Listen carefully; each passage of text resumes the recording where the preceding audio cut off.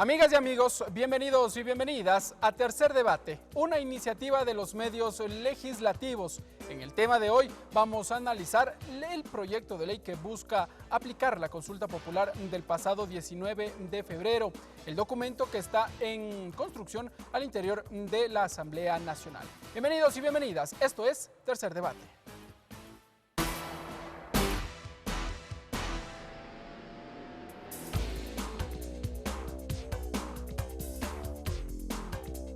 Tercer Debate, una producción de los medios legislativos.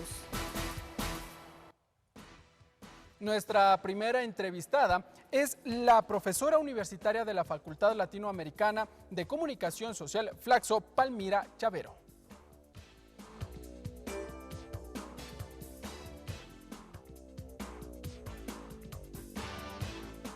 Palmira Chavero, docente de la Facultad Latinoamericana de Ciencias Sociales, maestra de investigación en comunicación y opinión pública. Nuestro segundo entrevistado es el economista de la Pontificia Universidad Católica del Ecuador, Carlos de la Torre. Carlos Alberto de la Torre Muñoz, economista, maestro en economía por el Instituto Tecnológico Autónomo de México, director del Instituto de Investigaciones Económicas de la Pontificia Universidad Católica del Ecuador. La revelación de los denominados papeles de Panamá abrió una discusión alrededor de los paraísos fiscales. Desde el gobierno nacional, colocar los recursos en estos territorios es antiético, mientras que el sector privado ha justificado este accionar siempre y cuando no contravengan las leyes del Ecuador. En el siguiente video vamos a revisar más de este contexto. El pasado 19 de febrero, con el 55,12%, el sí ganó en la consulta popular que establecía una nueva causal de destitución para el funcionario público o candidato a una dignidad de elección popular que tenga bienes o capitales en paraísos fiscales. Pero para instrumentar dicha decisión, a inicios del mes de marzo, el Ejecutivo remitió a la Asamblea Nacional el proyecto de ley para aplicar la consulta popular. El documento de 10 páginas reforma, entre otras, al Código de la Democracia, a la Ley Orgánica del Consejo de Participación Ciudadana y Control Social y a la Ley Orgánica del Servicio Público. Normativa que, de acuerdo al legislador Gilberto Guamangate, busca la transparencia en el servicio público. Y sobre todo, tratar de que la riqueza de los ecuatorianos se implementen en nuestra república, aquí en este estado ecuatoriano. Hasta el momento, la Comisión de Justicia ha recibido las observaciones por parte del Consejo Nacional Electoral, la Contraloría General del Estado y del Consejo de Participación Ciudadana y Control Social. Mauro Andino, titular de la mesa parlamentaria, no descarta recibir nuevas observaciones al texto. La comparecencia del director del Servicio de Rentas Internas es sumamente importante, porque él nos podría dar o ratificar la lista de los paraísos de los países que están considerados como paraísos fiscales. Por eso es necesario que los técnicos de las diferentes instituciones del Estado nos den luces a los miembros de la comisión para evitar cualquier suspicacia, cualquier ilegalidad.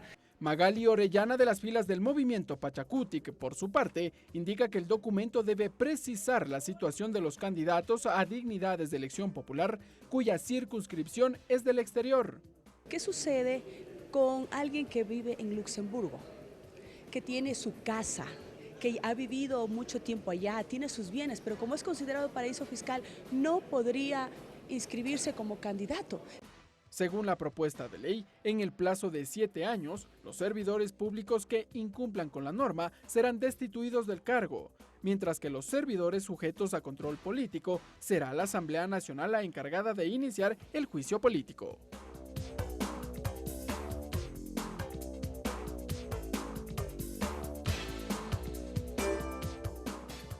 Bien, amigas y amigos, allí revisábamos parte del contexto de lo que es este proyecto de ley para aplicar la consulta popular del 19 de febrero sobre los paraísos fiscales, el documento que ya se encuentra en construcción al interior de la Comisión de Justicia y Estructura del Estado de la Asamblea Nacional. Vamos ahora a saludar con Palmira Chavero. Palmira Chavero, buenas noches, bienvenida a la televisión de la Asamblea Nacional. Muchas gracias, un gusto estar aquí. Y ahora a Carlos de la Torre. Carlos, bienvenido a Tercer Debate.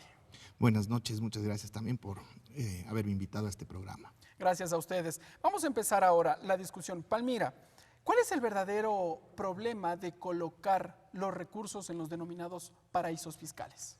Bueno, yo diría que más que el verdadero problema, hay varios verdaderos problemas que no son menores. Creo que tiene la existencia de paraísos fiscales y la existencia de recursos. No es uno solo. No es uno solo, claro. Digo, hay que identificar varias perspectivas que son importantes y son importantes no solo, digamos, desde un punto de vista ciudadano, sino desde un punto de vista país. Me parece que hay una perspectiva legal con el tema de la política fiscal, el tema tributario. Hay una perspectiva económica, es decir, en qué medida sacar los recursos fuera del país está perjudicando al crecimiento de la economía. Esto conlleva a su vez otra perspectiva que sería la perspectiva de igualdad o desigualdad social, es decir, que con qué recursos, si sacamos los recursos del Estado, perjudicamos la economía, perjudicamos el crecimiento económico, por tanto el Estado tiene menos recursos para implementar, para cumplir con los servicios básicos, ¿no? Y después hay una perspectiva que me parece que es una de las cuestiones más intangibles pero más fundamentales en el desarrollo de un país, que es el tema ético. Es decir, ¿más que legal, cree usted? En construcción de democracia, en construcción, digamos, a largo plazo. Obviamente, en el inmediatismo a corto plazo, los temas económicos, los temas legales son los más urgentes, digamos, pero a la hora de construir ciudadanía, de construir país, de fortalecer los pilares de la democracia, me parece fundamental que todos los servidores públicos, las personas que trabajan en instituciones públicas, cumplan ciertos criterios éticos, digamos, desde el punto de vista así más democrático, más amplio, digamos, ¿no? Pero creo que son distintas perspectivas, cada una de las cuales hay que analizar a detalle y que todas son importantes para la construcción de un país y para la construcción de una región latinoamericana también. Ok, Palmira. Carlos, construir, o más bien, colocar estos recursos en los denominados paraísos fiscales, ¿podría considerarse como una vulneración de los derechos al individuo como tal? Bueno, Al individuo y a la sociedad, porque hay al menos estas dos dimensiones. La colocación de recursos en el exterior, encima más en una economía dolarizada, implica que se están generando unos flujos que son contraproducentes con el sistema monetario que está vigente. Es decir, son dólares que salen de la economía en vez de apuntalar al sistema, y principalmente son dólares que dejan de actuar en la dinámica económica interna, con todos los beneficios que se dejan de lado de esa dinámica en términos no solo del crecimiento de la economía, del desarrollo económico, sino fundamentalmente del desarrollo social. Pero también podrían considerarse que un ciudadano, los recursos que los ha obtenido los ha generado de manera lícita, y colocar en los denominados paraísos fiscales pagando o cumpliendo con la normativa no estaría yéndose contra las leyes. Precisamente esa es la característica de los paraísos fiscales, es decir, se establecen sobre la base de un marco legal determinado que hace que esas operaciones sean legales en esos territorios. En esos territorios, pero desde la perspectiva nuestra, en caso del Ecuador, no habría tampoco una contraposición a ninguna ley, porque lo que estarían es saliendo recursos del Ecuador. Ahora, ¿cómo salen esos recursos? Es otro tema, es decir, si es que salen legalmente, no hay ninguna afectación a las leyes ecuatorianas. Pero ¿qué es lo que sucede? Si bien es precisamente la intención de los paraísos fiscales de generar marcos normativos que permiten una opacidad en estas operaciones, precisamente la idea es de que no se generen problemas de orden legal y se puedan dar este tipo de operaciones que en otros marcos jurídicos podrían ser ilegales. Ahora bien, Palmira, en el tema legal creo que concordamos o concuerdan ustedes en que no se estaría vulnerando la normativa, pero entramos a la discusión ética. El gobierno nacional plantea que esta discusión precisamente riñe con la ética de los ecuatorianos. ¿En qué momento, en qué punto de la historia del Ecuador empieza a discutirse sobre la vulneración de todo este ámbito ético en la sociedad ecuatoriana? Bueno, solo un matiz un poco por lo que estábamos comentando, del tema de que no contraviene la legislación siempre y cuando se saquen esas divisas de manera legal. El problema de los paraísos fiscales es que en muchas ocasiones precisamente se genera un entramado complejo por el cual las divisas se sacan de una manera no legal, ¿no? Entonces, siempre que se saquen de manera legal, digamos que sí, que no estarían contraviniendo la ley, pero si se sacan de una manera no legal, ahí sí estaríamos hablando de evasión de impuestos, ¿no? Solo por matizar un poco el tema legal. Ahora, el tema ético. A mí me parece que Ecuador, con esta consulta y con este proceso que se está dando, se ha puesto un poco en el punto de mira de otros países, porque precisamente una de las demandas a nivel internacional de algunos países es qué hacemos para luchar contra estos paraísos fiscales, ¿no? Entonces, el hecho de que Ecuador ponga sobre la mesa este debate, se consulte a la ciudadanía, más allá de que podamos decir que el proceso de debate previo haya sido o no haya sido mejorable, o en qué puntos, etcétera. Pero el hecho de que se debata eso y de que se ponga sobre el punto de mira el tema ético de los servidores públicos, no solo es una cuestión reciente, sino que es una cuestión muy importante a nivel internacional desde el momento en el que muchos otros países lo están mirando. ¿Por qué? O sea, hay que asumir y hay que partir un poco de la propia conceptualización del servidor público. ¿Un servidor público quién es? Sea del nivel que sea, desde la Presidencia de la República hasta un servidor público, digamos, de un escalafón inferior. Es una persona que trabaja al servicio de la sociedad, al servicio del país y al servicio de la sociedad ecuatoriana en este caso, ¿no? Entonces, que una persona que trabaja para mejorar las condiciones de vida del resto de la sociedad saque su dinero fuera del país, por lo tanto perjudique a la economía, perjudique al crecimiento del país, vaya en contra de la lucha por la igualdad de derechos, o sea, es una incoherencia, es un contrasentido, ¿no? Y de hecho esto también habría que relacionarlo con el tema de la corrupción en las instituciones públicas, que es una de las asignaturas pendientes de América Latina y de muchas otras regiones en el mundo, ¿no? Entonces, articular todos estos conceptos me parece que es fundamental, sobre todo desde el punto de vista de la construcción de la ciudadanía. ¿Y se puede dar aquello o se puede instrumentalizar a través de una normativa legal, más allá de que ya se efectuó una consulta popular preguntando a la ciudadanía sobre esta decisión? Claro, es que si realmente se hace una consulta, pero la consulta no es vinculante, no tiene efecto. Más bien habría que trabajar a un nivel internacional o transnacional, es decir, que este tipo de medidas contra los paraísos fiscales tengan articulación entre distintos países, porque solo de esa manera se puede atacar, digamos, de manera global la lucha contra los paraísos fiscales.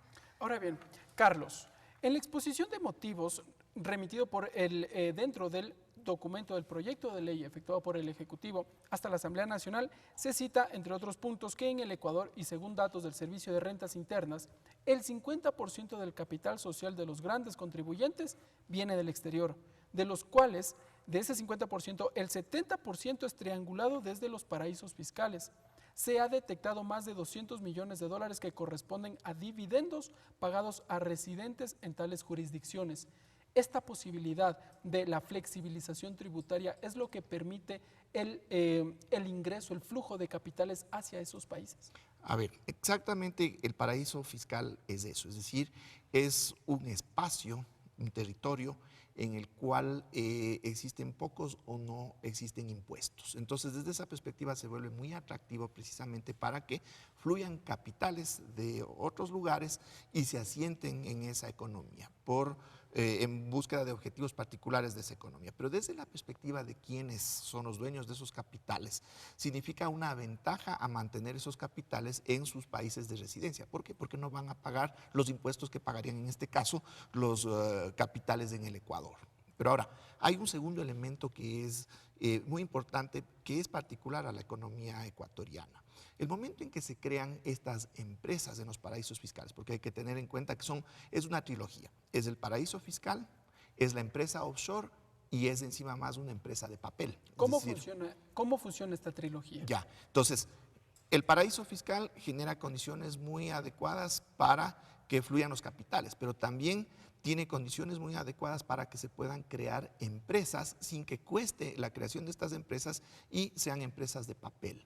Entonces ahí es donde se puede producir esta triangulación. Se crean estas empresas inclusive en lo que se llama cascadas de offshore, es decir, se crea una empresa, luego otra que es propiedad de la primera, una tercera que es propiedad de la segunda, etcétera. Entonces una cadena de empresas que pueden estar vinculadas a capitales nacionales y a empresas nacionales, ¿ya? Entonces, ¿qué es lo que sucede? Luego una de estas empresas offshore empieza a actuar en el papel como si fuera una inversionista extranjera que está inyectando supuestamente capitales a la economía ecuatoriana. Y luego, en virtud de que en el Ecuador, precisamente en aras de sustentar la dolarización, tenemos el impuesto a la salida de divisas. Ese impuesto no aplica para los retornos de la inversión extranjera directa. Entonces, esas empresas, al actuar aparentemente como inversionistas extranjeras en nuestra economía, pero vinculadas a empresas nacionales, lo que generan es este flujo de divisas al exterior a título de esos retornos de inversión extranjera directa, que no es sino recursos de empresas ecuatorianas, que son las que son propietarias de toda esta cadena de empresas en el exterior, y empiezan a sacar los recursos, ahí sí eludiendo el impuesto a la salida de divisas. ¿Esa es una forma entonces de eludir el impuesto a la salida de divisas? Es una de las formas en las que precisamente los paraísos fiscales y estas empresas offshore pueden utilizarse para sacar los recursos, si bien aparentemente de forma legal están precisamente evadiendo una disposición que está procurando sostener el sistema monetario del país. Es decir, no solo es el tema de la evasión de los impuestos, sino que pone vulnerabilidad a todo el sistema monetario del Ecuador. Palmira, ¿eso podría justificarse entonces en su momento, como se ha señalado por parte de varios sectores, como una inversión? ¿Se está trayendo capitales al Ecuador para invertirlos?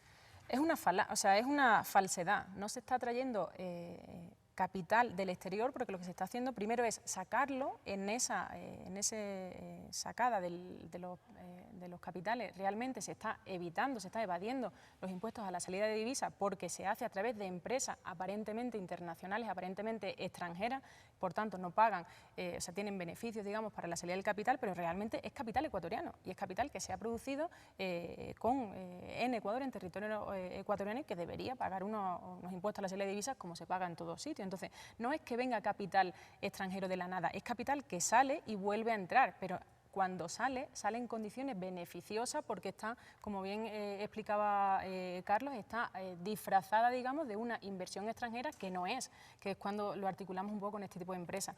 Pero a mí me parece que es importante, sobre todo de cara a la ciudadanía y de cara a tratar de llevar un poco al terreno, porque muchas veces hablamos de términos, de conceptos que el ciudadano están un poco alejados. Me parece que es importante introducir el componente social, ¿no?, que estábamos mencionando, es decir, cuando se está evadiendo el pago a la salida de divisas, lo que se está haciendo no solo es poner a temblar el sistema monetario, es también disminuir la recaudación de impuestos y la recaudación del Estado, el fortalecimiento, digamos, los recursos que tiene el Estado para educación pública, para salud pública, para infraestructura, o sea, para cumplir, para satisfacer derechos fundamentales de la ciudadanía. Entonces, ahí es cuando está perjudicando a la ciudadanía de manera individual y de manera social, como indicaba Carlos también, como venimos diciendo, es decir, es recurso que se produce en Ecuador, que sale, digamos, de una manera medio libre porque está disfrazado de capital extranjero y vuelve a entrar como si fuese capital extranjero, pero realmente nace del interior de Ecuador, ¿no? Y al final quien se está perjudicando es el ciudadano,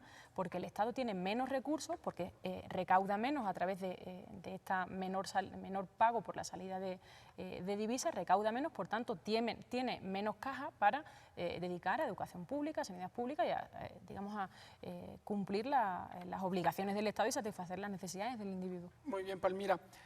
Y Carlos, en este programa también la ciudadanía interactúa con nosotros y nos han enviado algunas de las consultas a través de las redes sociales. Vamos a revisar ahora a través de la red social Twitter qué es lo que nos han consultado y luego las vamos a trasladar hacia ustedes.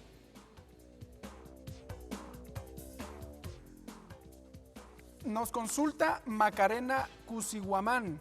¿Qué pasa con gente común que no es servidor público ni aspira a un cargo de elección popular, pero que tiene dinero en los paraísos fiscales? Vamos, Palmira, a ver, ¿qué es lo que sucede con la ciudadanía? El común de las personas, las que transitan por las ciudades, pero que tienen sus recursos, algunos de ellos con algunas posibilidades en los denominados paraísos fiscales. ¿Qué va a pasar cuando esta normativa entre ya en vigencia? Bueno, primero habría que ver cuánto de la ciudadanía media de un país, de Ecuador o de algún otro país, tiene dinero en paraísos fiscales. Volvemos un poco al planteamiento inicial. Si se saca el dinero del Estado, se saca el dinero de Ecuador siguiendo la legislación, pagando los impuestos, no habría problema porque, digamos, está en esa libertad y, digamos, digamos que la contradicción ética, la incoherencia ética sería menor en tanto cuanto no tiene responsabilidades públicas. Digamos que sería... Se marca allí una diferencia entre quién es un servidor público y quién tiene sus recursos y se dedica a la actividad privada. En términos éticos sí, siempre que se ajuste a la legalidad y siempre que se cumpla la ley no habría ningún problema y digamos en términos éticos la incoherencia es menor, o sea digamos que tienes más libertad porque no tienes compromisos públicos, no estás trabajando para la sociedad, no estás trabajando para el resto de ciudadanos, ¿no? de la ciudadanía, ¿no? Entonces ahí ya sería un poco una decisión más individual y digamos afectaría menos en términos éticos siempre y cuando se cumpla la ley. Ahora si igualmente se sacan evadiendo el pago de impuestos a la salida de divisa, obviamente estaríamos hablando del mismo problema legal. Carlos, una de las consultas que también se ha efectuado en los últimos días, o más bien interrogantes que ha surgido en los últimos días es ¿por qué se efectúa este proyecto de ley en este momento cuando existe todo un proceso electoral en ciernes? Bueno, desde cierta perspectiva se pudo haber pensado que tenía una intencionalidad política frente a uno de los candidatos, pero tenemos que entender también que hay momentos que se van dando en las sociedades en los que se puede tramitar este tipo, en este caso de una consulta, y que pueden tener el favor de la ciudadanía más allá del momento político. Y yo creo que en el caso ecuatoriano tenemos que fijarnos más bien en esta segunda posibilidad, es decir, hemos vivido 10 años de diversas transformaciones que se han orientado precisamente en favorecer los intereses de la sociedad frente a los del capital, que había sido la historia del Ecuador durante las últimas décadas. Entonces se va construyendo también un entorno en el que se vuelven más manejables este tipo de propuestas porque ya se va construyendo también una conciencia ciudadana. ¿No tiene que ver entonces con el ámbito electoral, con el proceso que vive el Ecuador? Yo creo que los resultados demuestran que no fue así. ¿Por qué? Porque si nosotros analizamos la votación que se obtuvo en la consulta, no necesariamente corresponde con los votos que recibieron los diferentes candidatos o que no recibieron los diferentes candidatos. Es decir, de alguna manera se manejó con cierta independencia de lo que fue la primera vuelta de la elección presidencial. Entonces eso denota que las personas manejan este elemento más allá de lo que es un simple concepto electoral vinculado a estas elecciones. No tiene nada que ver, está totalmente desvirtuado por parte de la ciudadanía al menos. Yo creo que en gran medida, es decir, no se puede descartar del todo que haya habido una vinculación, pero sí se puede evaluar que existe este otro elemento que supera el tema electoral únicamente. Palmira, quisiera precisamente una reacción de parte suya a esta consulta. Sí, solo por acotar un poco, yo creo que es importante que todo este tipo de medidas, de propuestas de leyes, las miremos con una visión un poco más general, con una visión más holística y la entendamos como parte de una política pública que tiene un direccionamiento concreto. ¿A qué me refiero? O sea, no hay que mirar esta consulta, no hay que mirar esta ley como un hecho aislado, o sea, hay que mirar un poco también atrás y ver el recorrido de Ecuador y pensar que tiene el reconocimiento del derecho de acceso a la información, la ley orgánica de acceso a la información pública, todos los avances que hay en cuestión de transparencia, de participación ciudadana, digamos que van combinándose con esta propuesta, o sea, no es que de repente de la nada surja, y me parece que hay que mirar un poco las políticas públicas de manera más general y de manera total y ver un poco que todo este tipo de normativas, de disposiciones que se toman de acceso a la información pública, de transparencia, de participación ciudadana, el reconocimiento de acceso a la información de la ciudadanía forman parte, y ahora la consulta y la disposición legal forman parte de toda esa política pública, y creo que también es importante mirar el contexto internacional, ¿no? Donde cada vez digamos que es más fácil acceder a cierto tipo de informaciones, tener cierto tipo de vínculos, por más que una de las cuestiones, por ejemplo, el paraíso fiscal es el tema del secreto bancario, que digamos que opaca toda la información y hace muy difícil llegar al fondo de la cuestión y llegar al acceso, pero creo que hay que mirarlo de una manera un poco general y pensar en todas estas disposiciones. Pero ahí salta una pregunta evidente. Si es que existen todos estos mecanismos de acceso a la información, ¿por qué en su momento se logra o se hace complicado acceder precisamente a la misma? La creación de tal información Y en su momento acá en Ecuador también se ha cuestionado por qué los organismos de control no han efectuado todos estos procesos de consulta y de indagaciones y se lo hace público cuando organismos internacionales así lo revelan. Claro, esto responde en parte a la complejidad del propio proceso y del propio funcionamiento de los paraísos fiscales. Es decir, no es tan sencillo como yo monto una empresa aquí y le pongo un nombre, sino que se utilizan a través de segundos, terceros, cuartas personas, en otro tipo de países, instituciones, etcétera. Es decir, el entramado es muy complejo y no está tan a la luz. Por más que existan esas leyes o esas disposiciones de acceso a la información pública, etcétera, hay que partir yo creo que hay que posicionar a cada actor en el plano que está. Y la sociedad civil me parece que no está en el mismo plano en función de intereses, de objetivos y de prioridades que los paraísos fiscales, las personas o las grandes empresas que tienen dinero en paraísos fiscales. Entonces, digamos, hay una disputa ahí. Por un lado, yo quiero que no accedas a mi información y genero todo un entramado que me permite blindarme. Por otro lado, la ciudadanía obviamente quiere más información y cada vez el contexto internacional cada vez trabaja más hacia esa línea, ¿no? Cada vez hablamos más de derecho a acceso a la información pública, de transparencia, de gobiernos abiertos, de proyectos concretos que permiten, digamos, derribar poco a poco esas barreras, pero el problema es que la barrera es muy grande, es muy compleja y está muy bien construida para que la ciudadanía no llegue, ¿no? Muy bien, Palmira, me parece que allí responde la pregunta de la ciudadanía. Carlos, una de las informaciones entregadas por el Servicio de Rentas Internas, el titular de este organismo, Leonardo Orlando, informó que el monto de las divisas enviadas por parte de las empresas en paraísos fiscales al Ecuador llegó, o más bien de Ecuador hacia los paraísos fiscales, llegó a 1.652 millones de dólares, una cifra menor registrada en el año 2014, que en total bordearon los 1.727 millones de dólares. El impuesto a la salida de divisas es uno de los mecanismos que, como usted ya lo ha señalado, no permite o por lo menos ha funcionado para evadir el pago de los capitales. ¿Qué otras medidas podría adoptar el gobierno nacional? Si bien no es el impuesto a la salida de divisas, ahora una consulta popular, una posterior ley, ¿cuáles son los otros mecanismos para que no continúe esta fuga de capitales? Bueno, existen ya varios mecanismos que todos, en definitiva, lo que procuran es desincentivar la salida de divisas o generar mecanismos para que las divisas que ya están afuera de ecuatorianos ingresen al país. No solo por el sostenimiento de la propia dolarización, sino porque mientras más dinero circula en una economía, mayor dinámica tiene esa economía. Entonces existen algunas disposiciones, por ejemplo, lo que se llama el coeficiente de liquidez doméstica. Este coeficiente exige que las entidades financieras ecuatorianas tengan al menos el 60% de su liquidez en el Ecuador y solo hasta un 40% en el exterior, es decir, que su operación financiera se concentre en el Ecuador. ¿Por qué? Porque ha sido una práctica histórica, especialmente de las instituciones financieras ecuatorianas grandes, de captar los recursos de los depositantes en el Ecuador y mandarlos al exterior para hacer negocios fuera del país, precisamente extrayendo esos recursos que de otra manera podrían generar una dinámica a través del crédito que podrían otorgar esas entidades. Y vemos que en el Ecuador precisamente el crédito es insuficiente frente al tamaño de nuestra economía respecto de lo que sucede en otros lados, en términos de la relación del crédito con el tamaño de la economía de su producción. Nosotros estamos por debajo del promedio latinoamericano, aún con este tipo de mecanismos. Pero ahí desde el sector de la banca privada le van a decir que, bueno, sacar esos recursos es para proteger precisamente la liquidez del sistema financiero. Y en los últimos días, de parte del gobierno nacional, se han emitido varias resoluciones para ingresar mayores recursos o que por lo menos este sistema, esta base se incremente al Ecuador del 60%. ¿Es porque en el Ecuador no existe la liquidez suficiente? Quisiera una reacción suya.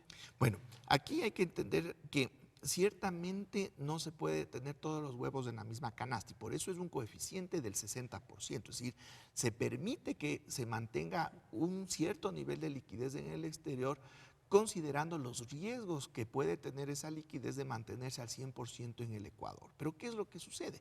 Precisamente frente a esos niveles tan reducidos de crédito y de tasas de interés tan altas en el Ecuador, se evidencia que es un tema en que tiene que ver mucho esa liquidez, es decir, los bancos terminan manteniendo ahora, inclusive con estos requerimientos, manteniendo enormes cantidades de liquidez sin prestar esos recursos. ¿Y la liquidez en la economía del país? En la economía del país, pero están manteniendo, por ejemplo, en el Banco Central, y eso propició que se eleve el encaje a las entidades más grandes, precisamente porque son recursos que los mantienen ociosos. Y eso se deriva también de otros elementos que están relacionados con todo esto. La estructura del mercado de intermediación financiera en el Ecuador ha llevado a que se vuelva un buen negocio prestar poco, pero a tasas muy altas, cuando la alternativa más eficiente es prestar mucho a tasas más bajas, pero esa transición significa costos, significa esfuerzos del sistema financiero que no han querido realizarlos, no han querido desarrollar y se han acomodado en esta situación de prestar poco a tasas altas. Entonces, ese excedente de liquidez que se lo ha tratado de mantener en el Ecuador para que de alguna manera presione en esta dinámica diferente, se lo sigue manteniendo ocioso. Entonces ahí ya esto nos lleva a otros espacios donde hay que establecer otro tipo de mecanismos. Pero ¿qué hubiera sido si no existiesen estas medidas de desincentivo a la salida de divisas? Toda esa liquidez estaría en el exterior y el trabajo sería doble, porque ahora lo que tenemos que ver es mecanismos para que esa liquidez se vuelva crédito productivo. Pero de otra manera, ni siquiera tendríamos recursos para impulsar ese crédito productivo porque estarían diseminados en el resto del mundo. Muy bien, Carlos de la Torre, ya vamos a conversar también luego sobre las implicaciones que tendría en cuanto a algunas sanciones que se aplicarían de entrar en vigencia ya esta normativa. Amigas y amigos, nos vamos a una pausa. Esto es Tercer Debate. Estamos dialogando sobre el proyecto de ley que busca implementar la consulta popular del pasado 19 de febrero. Ya volvemos con más.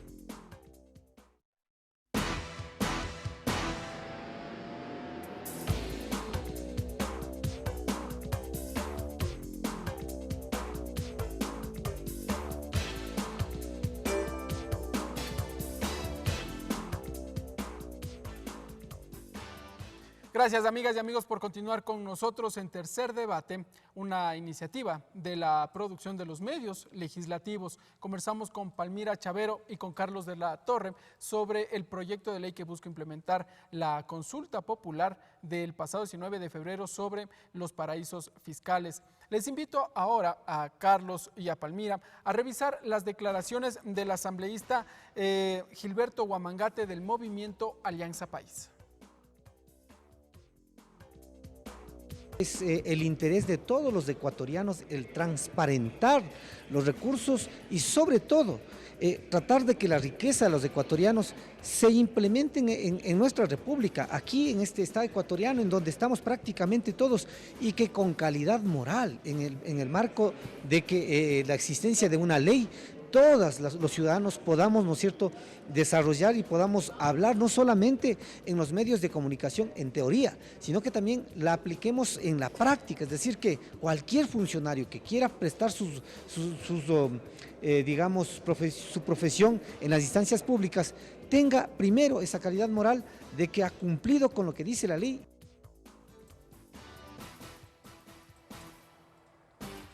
Palmira Chavero. La pregunta entonces que nace ahora es, ¿en qué momento una normativa empieza a normar todo lo que tenga, valga la redundancia, lo que tenga que ver con el tema ético? A ver, en principio, obviamente una disposición empieza a tener consecuencias o a tener validez en el momento en que entra en vigor, pero me parece que hay que tener en cuenta siempre todo el proceso de aprobación o no aprobación de una norma, es decir, la norma, la ley de los paraísos fiscales no va a nacer en marzo del 18 cuando empiece a entrar en vigor, sino que nace de todo el proceso anterior y no ni siquiera nace con la consulta popular del 19 de febrero, nace antes. Y a mí me parece que todo ese debate ético de participación, de transparencia, de elaboración de una ley que permita mejorar las condiciones de vida de los ciudadanos ecuatorianos ecuatorianos en el territorio ecuatoriano y en territorio exterior, no nos olvidemos tampoco de los ecuatorianos migrantes, nace mucho antes, nace en ese momento en el que la ciudadanía empieza a tomar conciencia de que es necesaria una participación y una corresponsabilidad ética y obviamente legal de toda la ciudadanía para mejorar las condiciones de todos los ciudadanos, ¿no? Es decir, no necesariamente o no pensemos que cuando entra en vigor es cuando ya de repente todo se nos cambia el chip y empezamos a pensar en términos éticos, en términos transparentes o en términos de responsabilidad económico, legislativa, ético, transparente, ¿no? Sino que nace de un proceso anterior. Si la ciudadanía no es consciente de que una ley como la que se aprobó en la consulta popular es buena, es necesaria, es buena para los propios intereses de los ciudadanos y para la construcción de la ciudadanía ecuatoriana, es muy difícil que ninguna norma tenga validez y que ninguna norma se cumpla, digamos, con gusto y con satisfacción por parte de la ciudadanía. ¿No? Es necesario ese debate previo. Le hago esta consulta porque al interior de la Comisión de Justicia se ha escuchado varios criterios. Uno de ellos, le traslado, es que una normativa lo que hace es derogar y mandar. Por ejemplo, son varios de los elementos que constituyen una normativa, pero no entra a regir en los temas éticos o morales, por ejemplo. Entonces, allí viene la discusión. ¿En qué momento una normativa empieza a inmiscuirse, si así se desea, sobre los temas éticos? Una normativa que se meta, digamos, que regule temas éticos, es necesaria en el momento en el que no está naturalizado ese compromiso ético y hace falta una normativa. Es decir, si no hubiese paraísos fiscales, si no hubiese empresas que sacasen dinero a paraísos fiscales, no haría falta una norma contra los paraísos fiscales, nacional ni internacional, pero si hay paraísos fiscales y si eso está perjudicando la economía y el desarrollo social de la ciudadanía, hace falta una normativa. Igual yo creo que hay que poner un poco en perspectiva esto y pensar también en el proceso de elaboración de la norma. Es decir, no es lo mismo una norma que se impone de arriba abajo a una norma que parte de un debate ciudadano, de una participación, de una demanda, de una exigencia o de una consulta, digamos, en la que el ciudadano se haga partícipe, ¿no? Pero en la medida en que haya un problema, hace falta solucionarlo. Si viene de la ciudadanía de inicio, genial. Si no, hace falta normarlo de algún proceso más híbrido, digamos, ¿no? De elaboración de normas. Carlos, ¿a través de las leyes se puede conseguir que la ciudadanía se porte bien, sea correcta, por ejemplo? Bueno, las leyes lo que precisamente establecen es lo que se puede y lo que no se puede hacer. Y evidentemente detrás hay los conceptos que definen qué es lo que se puede y lo que no se puede hacer, y sobre esa base hay los análisis éticos. Pero ahí me surge más una interrogante que quizás Palmira puede ayudarnos a entender mejor, que tiene que ver precisamente con el hecho de que ahora quienes accedan a una dignidad de elección popular ya no podrán tener sus recursos en paraísos fiscales. Entonces, ¿cuál es la reflexión que tengo detrás de eso y que me lleva a esta inquietud? Es que en este caso, en estas elecciones, tenemos un candidato que se ha demostrado que tiene recursos en los paraísos fiscales, pero no es el primero que ha tenido estos recursos. Seguramente en el pasado habría habido muchos candidatos. Entonces, yo creo que tampoco están estos candidatos lejos de entender que realmente lo que están haciendo les beneficia a sus bolsillos, pero no le beneficia al país, y en definitiva muchos tendrán la conciencia de que les estarían perjudicándole de alguna manera al país, pero por el otro lado, como candidatos están ofreciéndose ellos a servirle al país. Entonces, ¿cómo es que convive en estas personas esta doble lógica o esta doble moral? ¿Cómo es que incluso a sabiendas del perjuicio que puede generar sus acciones, por el otro lado están presentándose, tratando de manejar una imagen de que ellos procuran ayudar y apoyar y de servir al país? ¿Qué es lo que está detrás en esa percepción de ellos? Eso nos introduce en un campo más complicado, digamos, una reflexión más amplia, que es el tema de la responsabilidad política, ¿no? Es decir, precisamente por esa incoherencia. Un candidato o un líder electo, en el caso de que se diese, que tiene sus recursos, su patrimonio en el exterior y que al mismo tiempo está planteando ayudar a la ciudadanía. O sea, con tus acciones estás perjudicando, y además un poco hay evidencia empírica y hay demostración de que has perjudicado a la ciudadanía, no individual, sino a nivel social. O sea, no se puede olvidar el feriado bancario en este país. Entonces hay una incoherencia ahí de cómo es posible que digas que vas a ayudar o que pretendas ayudar si en realidad ya estás perjudicando y ya hay pruebas de que estás perjudicando, ¿no? Y a mí eso me lleva al plano de la responsabilidad política. Pero esto también yo invitaría un poco a la reflexión crítica ciudadana, es decir, que el ciudadano se pregunte, bueno, ¿por qué quiere ser presidente una persona que está perjudicando, y que hay muestras y hay documentos que comprueban que estás perjudicando a la ciudadanía, ¿no? Me parece que es una incoherencia que el ciudadano, y por eso aquí introducimos un poco el elemento de la necesidad de una norma que regule estas incoherencias y que ponga sobre la mesa, y a mí me parece que el criticismo ciudadano aquí es súper importante, que diga, bueno, ¿por qué quieres ser, para qué quieres ser presidente si ya estás perjudicando con tus acciones a la propia ciudadanía, ¿no? Me parece que hay una incoherencia que es muy difícil de explicar y que obviamente esta incoherencia, esta irresponsabilidad política es lo que explica que el candidato que tiene su patrimonio en paraísos fiscales eluda el tema, no dé comentarios incluso a periodistas, ¿no? Casi rozando la amenaza a periodistas que no le pregunten por eso, que sabe quiénes son, etcétera.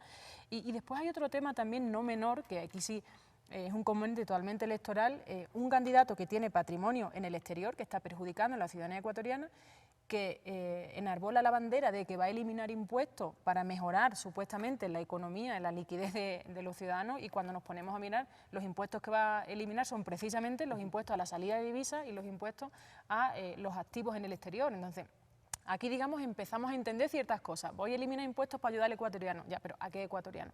Porque habría que hacerse un poco esa reflexión, ¿no? ¿Cuántos ciudadanos ecuatorianos medios tienen, o sea, sacan divisas de manera regular y a altos niveles, o tienen patrimonios, tienen grandes activos en el exterior, ¿no? Entonces yo creo que aquí empezamos a articular, pero a mí me parece que el campo de la responsabilidad política es fundamental aquí, y el tema de la implicación ciudadana, ¿no? Que hay que, digamos, plantear que el ciudadano se cuestione ciertas cosas y se plantee, formule ciertas preguntas que son clave a la hora de tomar decisiones. Carlos, es que ¿tiene algo que decir? Sí, es que de ahí también surge otra inquietud que es interesante. Usted tiene más preguntas que yo.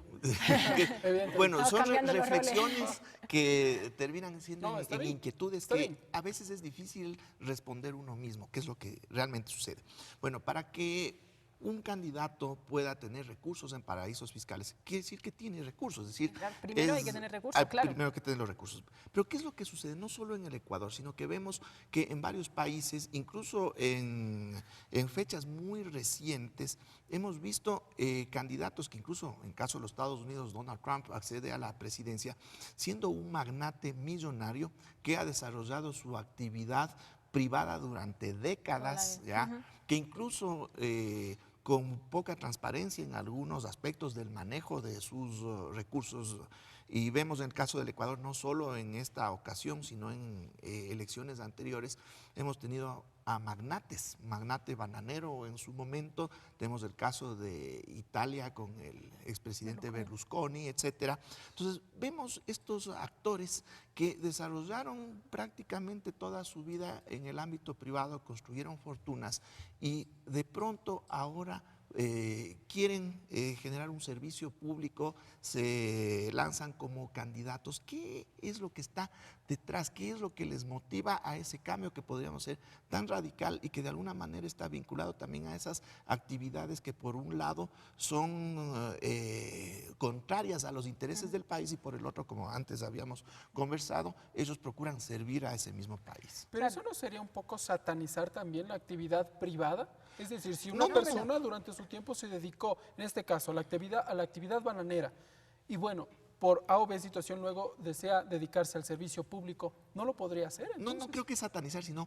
cuáles son las razones que les motivan a ese cambio tan radical, podríamos decirlo así, cuando ya llevan una trayectoria que podríamos decir, podrían continuar en esa trayectoria y les iría muy bien en esa línea, pero de pronto buscan este cambio. ¿Por qué se da esa situación? Hay una confusión de base. O sea, me parece que este apunte, este matiz nos lleva a un par de cuestiones, ¿no? O sea, primero, obviamente esta pregunta habría que hacérsela a los candidatos porque nosotros podemos más o menos elucubrar, pero en realidad hay que estar un poco en los zapatos para saber cuáles son las razones reales. Pero yo diría que hay dos razones aquí o dos reflexiones importantes. La primera de ellas es la idea de que no todo vale, o sea, no toda procedencia del patrimonio patrimonio vale, más cuando se ha demostrado que hay cierto patrimonio, sobre todo a grandes niveles, a grandes cantidades, que se generan a través de mecanismos o que vulneran la ley, que quiebran la ley, que la bordean, incluso que perjudican a la ciudadanía, ¿no? Entonces, igual tenemos el caso de Donald Trump, ¿no? Es decir, bueno, hay que ver cómo te has hecho mega multimillonario, habría que ver un poco porque no todo vale. Y después, segundo, que es precisamente esta idea de la falsa idea de que como me va bien en los negocios privados, en el ámbito privado, estoy capacitado para manejar un país. Ojo, que no es lo mismo manejar una empresa a manejar un país. Correcto, me quedo con esa reflexión. Vamos ahora a escuchar algunas inquietudes por parte de la ciudadanía y luego vamos a continuar, Palmira. Tenemos más tiempo. Vamos a ver qué es lo que nos consultan a través de la red social Twitter.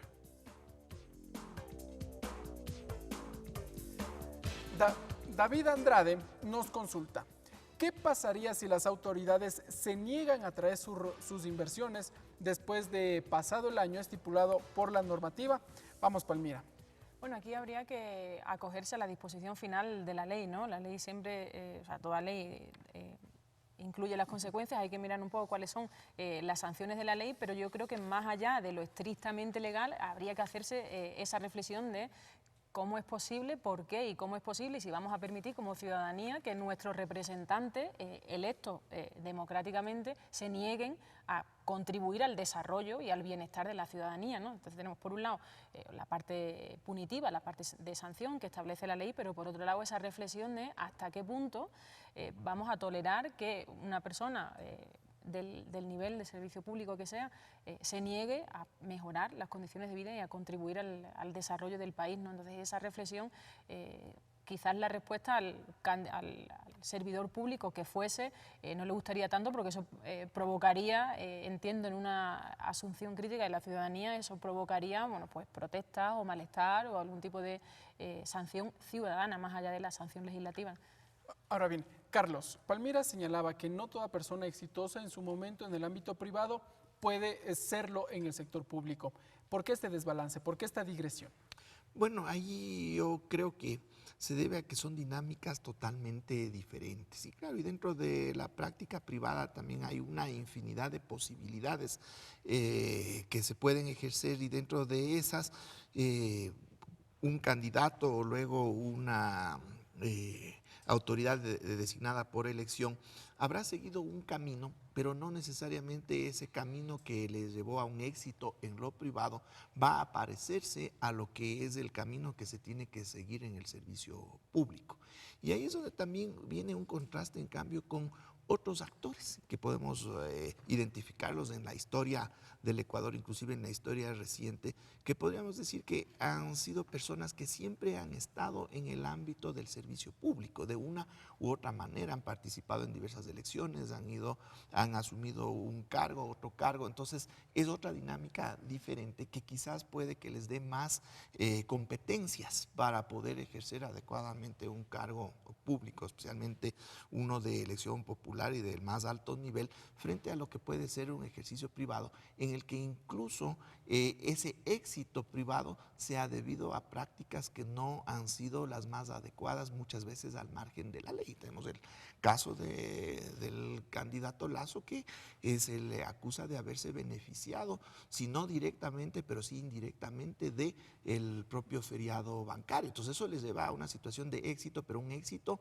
económico, un éxito monetario, pero en el espacio del servicio público el éxito no necesariamente se mide en dólares, se mide en muchas otras dimensiones, entonces ya son inclusive niveles o dimensiones de éxito muy diferentes y que pueden ser incluso incompatibles. Pero es que ese es el kit de la cuestión, ¿no? La clave, ese éxito monetario, o sea, vayamos a la finalidad, el objetivo de la existencia, la propia naturaleza de una empresa privada y del Estado, de una representación pública. ¿Para qué nace una empresa? Una empresa nace con fines de lucro.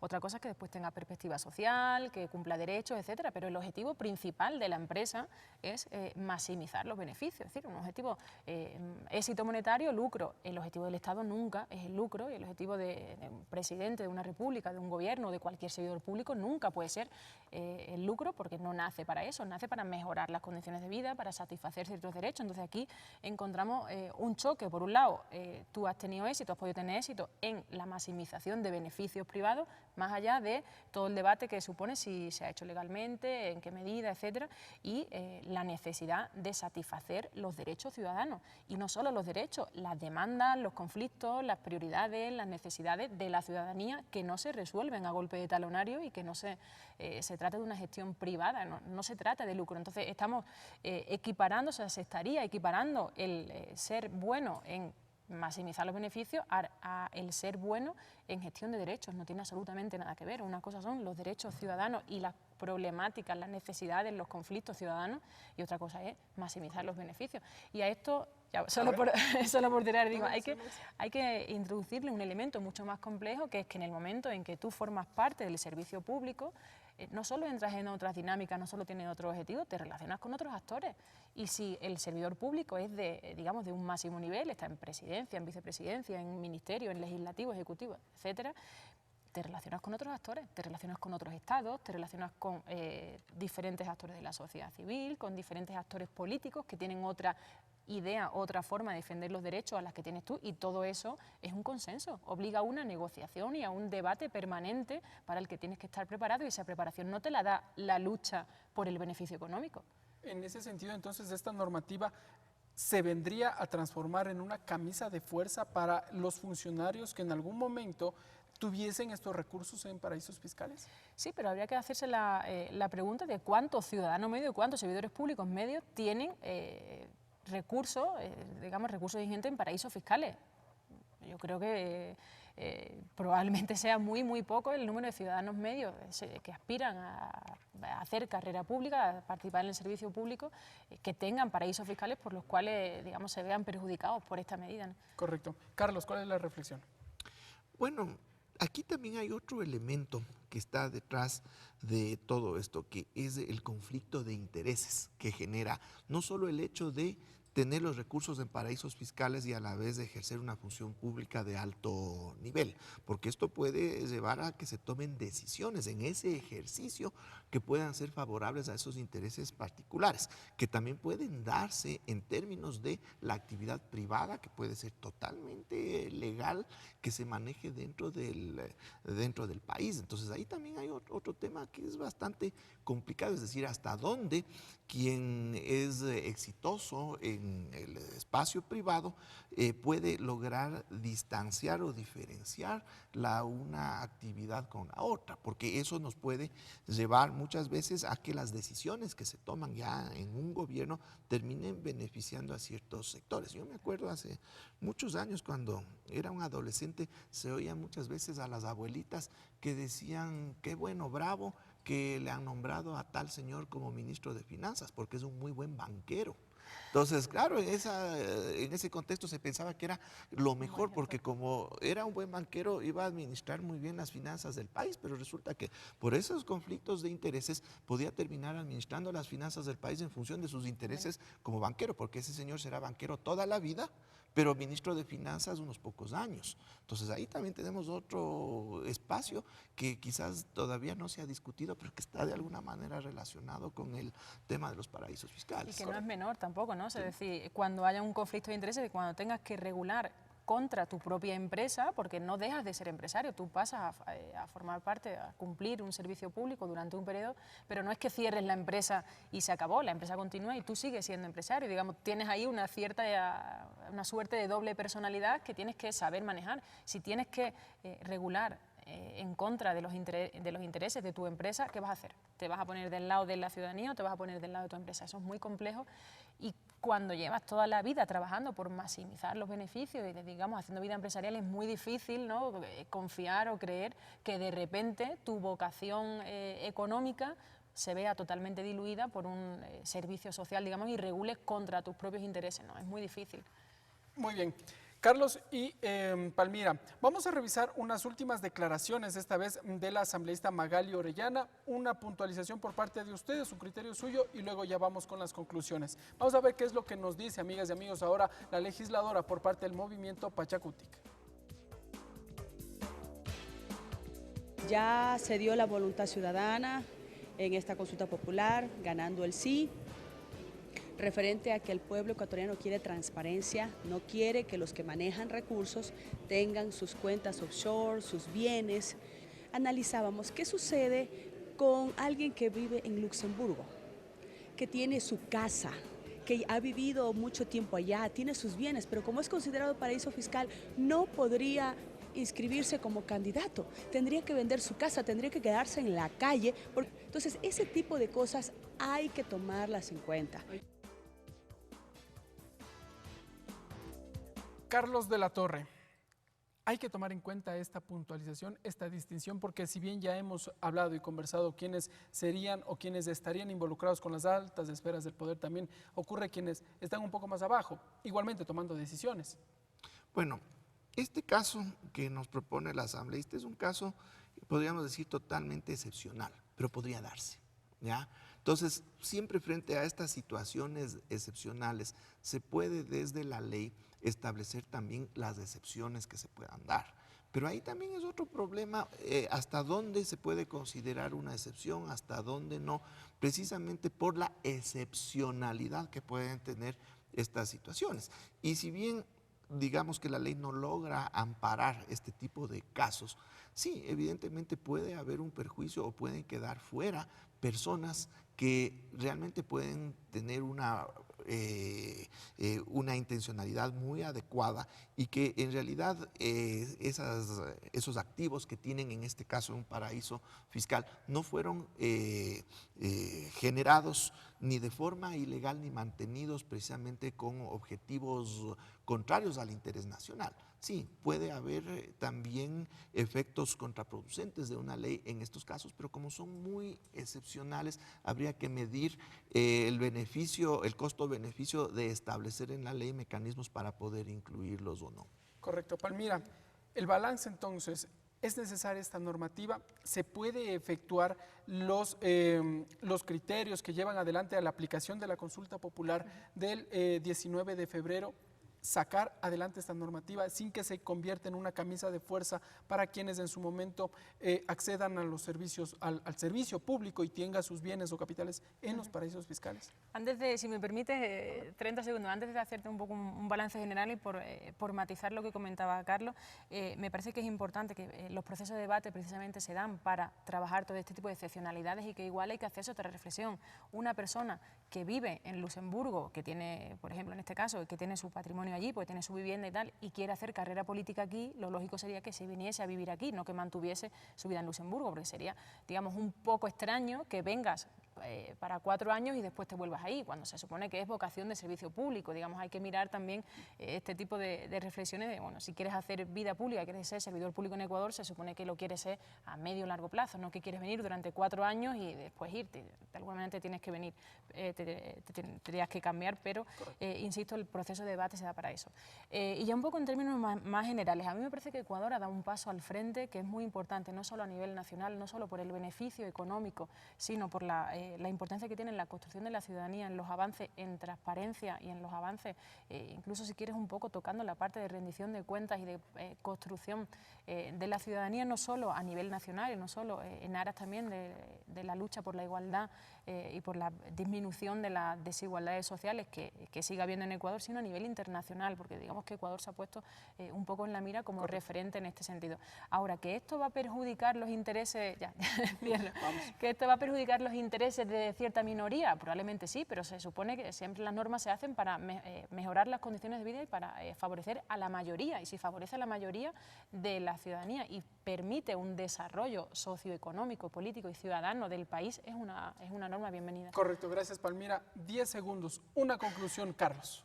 Bueno, en definitiva yo creo que el Ecuador ha dado un paso gigantesco y se ha ubicado al frente de la comunidad internacional en este tema que yo creo que es tremendamente importante, pero que no se lo ha tomado en cuenta en el pasado y surge precisamente gracias a la revelación de los Panama Papers. Entonces, en ese sentido yo creo que la reacción del Ecuador ha sido inmediata y adecuada. Correcto. Gracias, Carlos de la Torre, economista de la Pontificia Universidad Católica del Ecuador, y Palmira Chavero, universitaria, profesora universitaria de la Facultad Latinoamericana de Comunicación Social del Ecuador. Gracias, amigas y amigos, esto ha sido Tercer Debate. Nos veremos en una próxima ocasión.